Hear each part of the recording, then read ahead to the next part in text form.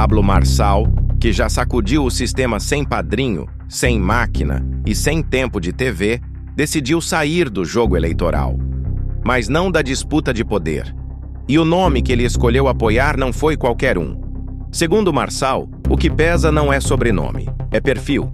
Ele fala em alguém sem vaidade, com capacidade de diálogo, sangue frio e visão de longo prazo. Um nome que, na avaliação dele, muda completamente o tabuleiro contra Lula. Enquanto o presidente fala em surra na direita, Marçal enxerga outra coisa: desespero, máquina pesada e o fim de um ciclo. Ele diz que não será candidato, mas deixa claro: vai atuar onde realmente importa, influenciando, articulando e colocando peso político onde acredita que o Brasil pode virar a chave. E é aí que entra Flávio Bolsonaro. O que esse apoio realmente significa para 2026? É só um gesto ou o início de algo muito maior? Fique com a entrevista.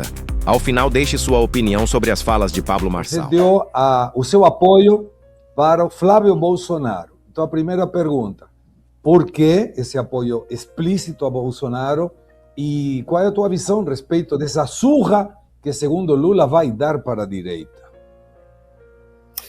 Em primeiro lugar, obrigado pelo convite. É sempre um prazer estar aqui com vocês. Eu resolvi apoiar o Flávio, que eu vejo a viabilidade dele, não vejo o ego dele. Muito candidato, como eu já estou aí desde 2022, ajudando e concorrendo e querendo de alguma forma mudar a mentalidade do nosso povo e fazer nosso país prosperar. A coisa que eu mais vejo é vaidade. Muita gente querendo ser presidente, senador, governador por causa de vaidade. E eu não identifico isso, no Flávio. O Flávio é um cara sangue bom, tenho amizade com ele desde 2022. Quando eu conheci ele, eu vi que ele era um cara que sustentava a palavra e não, como eu entendo um pouco de gente, de mentalidade, eu dificilmente achei alguém com o perfil igual dele. Fiquei muito animado quando o Jair apontou para ele. Ele é um cara que não tem dificuldade com o diálogo, é inteligente, é nobre. E eu acredito que até essa indicação na minha cabeça, ninguém venceria o Lula. Até essa indicação. Quando eu vi o Flávio, ele esteve comigo em São Paulo. E ele abriu o coração e falou tudo que ele tinha de intenção. E eu acredito muito aí nessa retomada do país, através do Flávio. E Pablo, antes de dar a palavra para as moças fazerem a pergunta, o Lula acabou de falar que vai dar uma surra na direita. E eu sei que teu estilo provocador, se você tivesse a Lula na tua frente agora, falaria o quê?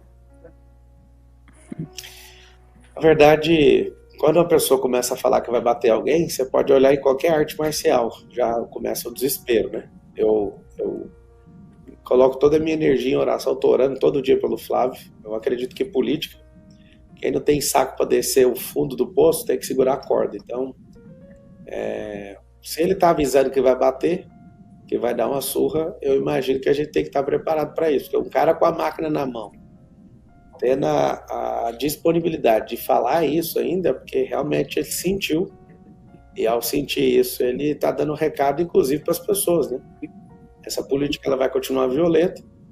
Ele tem deixado claro, não só a insegurança, mas eu acho que é o fim da linha dele. O Lula, de fato, é uma era, Mas um cara sangue bom, com coração puro, igual do Flávio, que eu não vejo de verdade, tá? Pensa um pouco de gente, um pouco de mentalidade, um pouco de neurociência, um pouco de programação neurolinguística.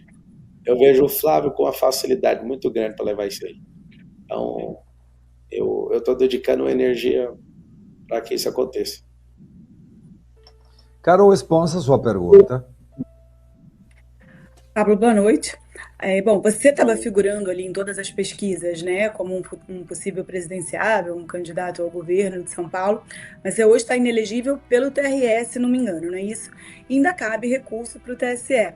Qual que é a sua pretensão eleitoral? Você agora abriu mão da sua candidatura, você ia até o final com esse recurso, esperando ainda estar elegível para a eleição do ano que vem? Se não tiver elegível, esse apoio ao Flávio é com uma pretensão para a campanha da prefeitura? Como você se vê hoje nesse cenário político do Brasil? Eu vou reverter, junto com a banca de advogados, a gente vai reverter todos os casos. O primeiro já foi revertido, o segundo a gente entrou com entrou com recurso agora, está no TRE ainda, né, para avaliar. Eu acredito muito, o TRE de São Paulo é um tribunal justo, e eu imagino que eu acabei assustando o mundo político, né, sem padrinho, sem o próprio Bolsonaro, sem Lula, sem ninguém de peso me apoiando, sem tempo de TV, sem tempo de rádio, sem dinheiro público, sem nada, né, só eu, Deus e o povo. E a vaga gigantesca que a direita não tinha na Prefeitura de São Paulo. Não é pretensão minha. Eu tinha avisado isso na campanha eleitoral passada, que ninguém vai me ver disputando mais prefeitura. Não vou. Aquela era a possibilidade. E sempre deixei claro, né, que se ganhasse, essa é a maior missão da minha vida. Se perdesse, quem ia perder o povo, né, quem ia ficar com o livramento sou eu. Então, fico feliz, e todo mundo que depositou aquele 1.719.024 votos no Pablo Marçal, ninguém perdeu seu voto. Seu voto está aqui. Você depositou ele em mim. Então eu não vou arregar, não vou baixar minha cabeça. Em relação a tudo que está acontecendo ali, eu imagino que, como ficou todo mundo muito assustado, né, principalmente a esquerda, ficou assim, assombrado com o que aconteceu. Não falo por mérito meu, não. Falo porque o povo está de saco cheio mesmo.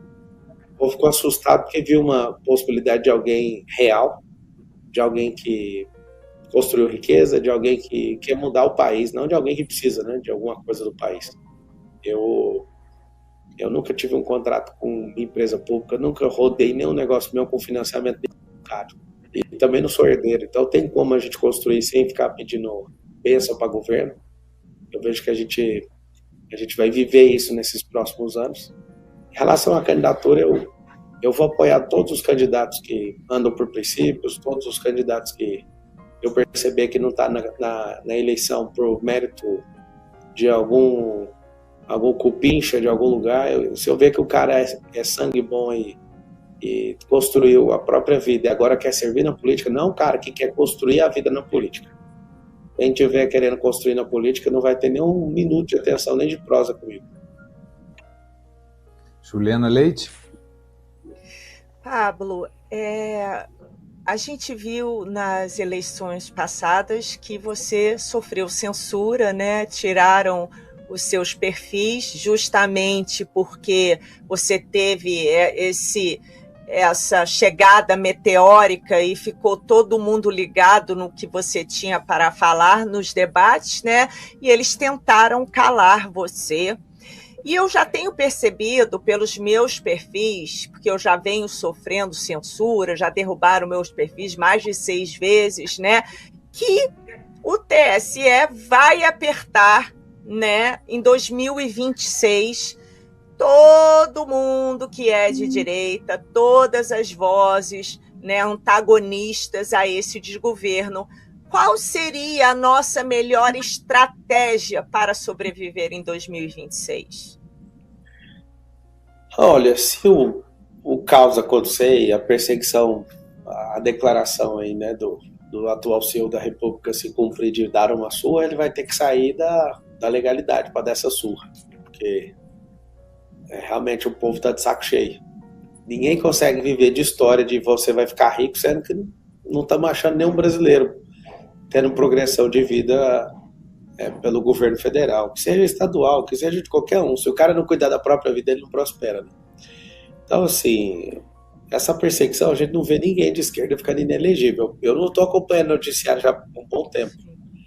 E eu não acredito que quem é de esquerda fique inelegível. Não sei o que acontece na justiça, não sei se é o tempo.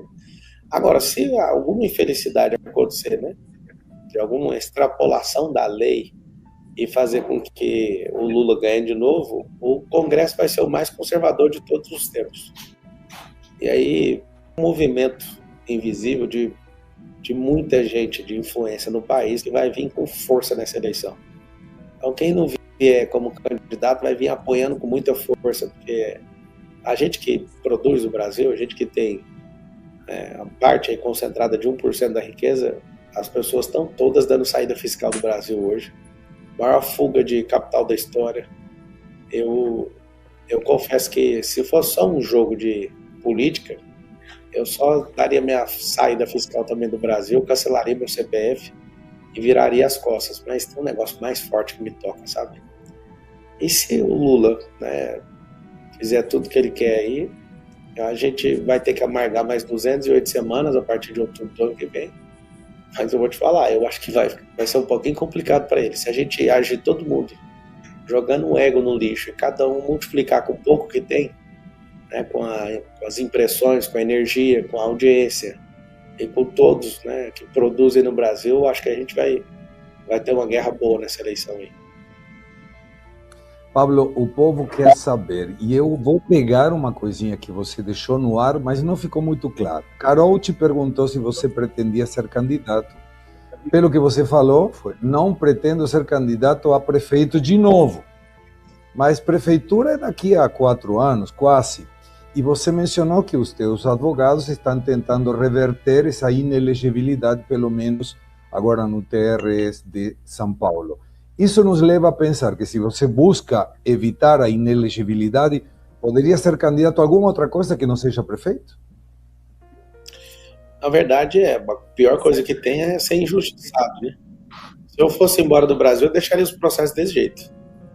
Mas, cara, eu conheço o mundo inteiro. Conheço tudo, praticamente. E nenhum lugar me interessa a não ser a nossa nação. Eu tô aqui nos Estados Unidos, eu passo alguns meses aqui todo ano. Tem uma mansão fabulosa aqui que eu comprei do Kaká, jogador, e o lugar mais lindo do mundo. Mas eu não sei porquê, cara, eu adoro pousar lá no Brasil e curtir com os meus amigos, com os meus irmãos, com todo mundo que acredita naquela nação. Eu sinto que tem algo forte de um avivamento que vai acontecer nessa nação. Infelizmente, para acontecer esse tipo de coisa, a gente vai perceber que a gente vai ter que entrar no fundo do poço. É mais ou menos, não quero espiritualizar a entrevista, mas é como se fosse Daniel, há uns 500 anos antes de Cristo, perguntando para Jesus assim, para Jesus não, né, para o próprio Deus. Deus, já acabou aqui o tempo do exílio na Babilônia. E Deus fala, não, vai durar 400 anos isso aí. Parece que a gente está tendo que pagar alguma coisa por sermos desobedientes como povo, por deixar pessoas, né, do calibre das que estão mandando hoje governar. É por tanta injustiça de descondenação, que ninguém falou nada, que hoje a gente tomou, eu falo, a gente como nação é uma vergonha, né, ver o que está acontecendo com o Bolsonaro. Da minha parte, eu sei que eu quero servir. Quando eu disse prefeitura, eu fiz uma promessa, né, lá em casa, que aquela era a única vez que eu ia disputar a prefeitura. Já deixei claro também que meu interesse é servir como gestor. Então, se eu virar e te falar assim, eu quero, no fundo da minha alma, não quero. Mas é um chamado, é mais forte que eu. É uma parada, eu sei que alguns não gostam, nem se interessam por esse tipo de assunto, mas a política transcende a normalidade física. É muito metafísico para mim, almático, sabe? Transcende a lógica, porque a pessoa que tem uma vida igual a mim não faz sentido nenhum. Gastar energia com um negócio que só te traz prejuízo. Tomei muitos processos, aprendi muito, amadureci muito, mas não tem zero planos de ingressar nessa próxima campanha aí, eleitoral.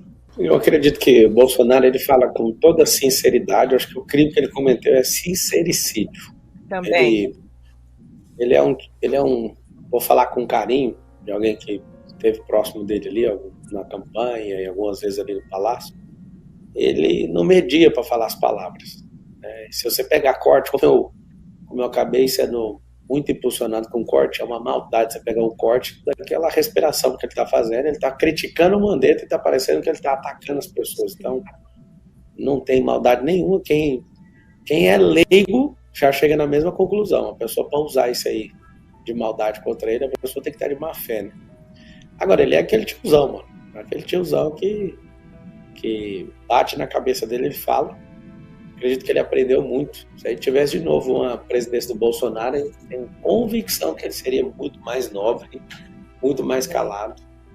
Iria fazer mais perguntas. Eu lembro de falar isso para ele na campanha. Eu falava assim para ele, se você fizer mais perguntas do que afirmações, não tenho para o jornalista escrever. Se alguém te perguntar alguma coisa, faça mais perguntas, mesmo que seja reflexivo. Você não é obrigado a responder tudo. E às vezes ele quer responder pensando naquela pessoa lá no Ribeirinho, ele fala de forma simplória, né? Então foi uma infelicidade. O Brasil foi um dos países que mais teve celeridade, né, na questão da pandemia. Ele não foi omisso em nada, mas a guerra não é da realidade, a guerra é de narrativa. A esquerda domina a narrativa como ninguém. Juliana Leite, sua pergunta. Não, o Marcel tem toda a razão, né? Eu, inclusive, hoje falei mais cedo, né, no programa que eu apresento, que o Bolsonaro sofre de sincericídio, né? Então, isso foi usado muito contra ele pela máquina, porém foi o que conectou com o povo. Assim como eu acho que o Marçal, nos debates, conectou com o Brasil inteiro, porque não era só São Paulo, eu não perdia um debate, foi todo mundo parava para ver. Eu do Rio aqui, e eu lembro em Curitiba, o quê? Porque ele não tinha papas nas línguas. E ele bagunçou toda aquela político engessado, falando que o outro quer ouvir. Então, eu acho que tanto o Marçal quanto o Bolsonaro caíram na graça do povo justamente por serem sincericidas, né? É que o PT, ele vive de narrativa. O Lula, ele vive de falácias, né? Levando isso em consideração, Pablo, você acha que a direita está enfrentada para enfrentar a máquina que agora está toda aparelhada com o governo e com o STF, né? O que você sugere para quem vai enfrentar, né, nas eleições essa máquina? Porque foram 20 anos para chegar nesse absurdo que está hoje no Brasil. Eu recomendo que, primeiro, na verdade, eu entendi que você falou a comparação e até pela explosão. Como eu conheço um pouquinho os gatilhos emocionais, eu não fui sincericida, eu fui intencional em alguns arquétipos e fui migrando. Se quiser pegar o começo da campanha até o final, eu saí de bobo da corte, rebelde, terminei em governante, né? E acabou acontecendo algumas fatalidades ali no final, na reta final. E quando você está disputando a eleição, você tem que ter um comportamento. Quando você vence uma eleição, você tem que mudar. Eu sei que isso é terrível, mas principalmente as pessoas que ajudaram na campanha não podem ser conselheiro de governo. Era uma das coisas que eu fui tratar com o Flávio. Falei, Flávio, acho que primeiro, o que foi que a gente errou para o Jair não ter sido reeleito? Que é algo inédito na história. Como é que alguém com a máquina na mão não é reeleito? Aí nós chegamos a várias conclusões, como eu ajudei. Na reta final ali da campanha, eu percebi onde estavam as falhas. Eu vi que ele tem clareza, né? Ele tem simplicidade, tem humildade para detectar os erros. Na verdade, ser intencional é diferente de ser sincericida. É óbvio, né, que quem está sem dinheiro, sem apoio dos ex-presidentes, sem apoio de ninguém, tinha que vir para a loucura. E a loucura foi armada mesmo. E na hora que você me vê numa próxima possibilidade, caso aconteça em 2030, 32, que seja 34, você vai ver um outro perfil. Por quê? Porque você já é conhecido. Então, se eu sou conhecido, para que eu vou ficar aloprando? Se todo mundo já sabe que sair num debate comigo vai dar prejuízo para 6 jornalistas da Rede Globo ao mesmo tempo, para que eles vão entrar nessa?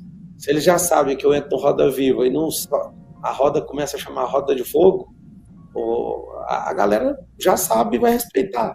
Era todo mundo fazendo graça, querendo responder algum contrato que eles têm aí com alguém que patrocina eles. Eu falo mesmo do jornalismo. Dá para notar a raiva das pessoas. Então, depois daquilo ali tudo, se a pessoa sóbria vier para o debate querendo fazer graça, é porque ela está querendo levar, né?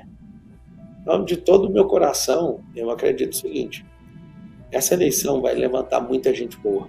Eu mesmo estou provocando pessoas que são extremamente poderosas, de influência, de não precisar de grana, é porque para mim, para salvar o país, não dá para ser uns caras que é como se você colocasse raposa para cuidar de ovo. Tem que ser gente que já venceu na vida. Eu não digo que tem que ser rico, mas alguém que não dependa do Estado. Porque se colocar gente que depende do Estado igual a esquerda depende, a gente está perdido. E no fundo, ninguém sabe, né, se o país está indo bem ou não, até que falte comida em casa, gasolina no carro. Por exemplo, tem uma coisa que eu quero chamar a atenção da nação, acho que todo mundo tinha que conversar sobre isso. Como que a Mega Sena vai pagar R$1 bilhão? Alguém me mandou isso, eu fiquei louco. Sabe o que significa? O prêmio, em média, era de 200 milhões. Nosso dinheiro está tão desvalorizado. E o Estado está vendo um jeito de arrecadar com o negócio de casa de aposta e tudo. É a primeira vez na história que iremos ter um prêmio de Mega Sena de 1 bilhão. Alguém falou, meu Deus, olha que coisa incrível. Não, isso é terrível. Um banco federal, tá certo que quem banca grande parte são os apostadores, mas só para você entender que o prêmio chegar nesse valor, houve uma desvalorização assustadora do dinheiro. Esse sistema Fiat a gente não tem fidúcia em nada, a não ser na lei, no que o político atual fala, faz com que eu tenha um pavor do sistema financeiro no próximo ano. Então, esse negócio parece algo inofensivo, mas quando você olha 1 bilhão pela primeira vez, nosso dinheiro derreteu e ninguém viu. O seu poder de compra era 5 vezes maior há 1 década e meia, 2 décadas, e a gente passou o tempo, essa impressão desabestada, né, de dinheiro impresso. 98% do dinheiro do mundo é digital, e a gente está aumentando em 40% por ano a impressão de papel moeda. Alguém está imprimindo mais papel do que deveria. Essa desvalorização massiva do real é um absurdo. É terrível ter que pegar e alocar investimento em outros países, porque você vê que o seu país tem gente que não entende economia para mexer com ele. Aí, é por isso que algumas pessoas que estão nos assistindo, ao invés de criticar, tinham que estar servindo pelo menos uma vez na política, uma única vez. Eu deixo um desafio aqui. Se você já venceu na vida, pelo menos uma vez só. Sirva na política até que a gente empurra esse povo tudo lá para Cuba, para onde eles quiserem subir.